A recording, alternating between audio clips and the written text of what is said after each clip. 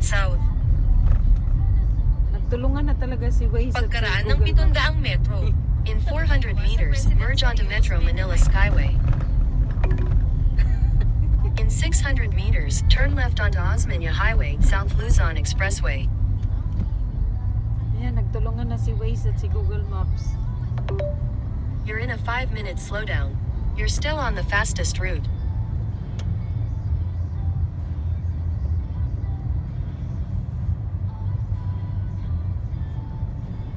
Nagtulungan na sila guys. Yan, yan si Maps.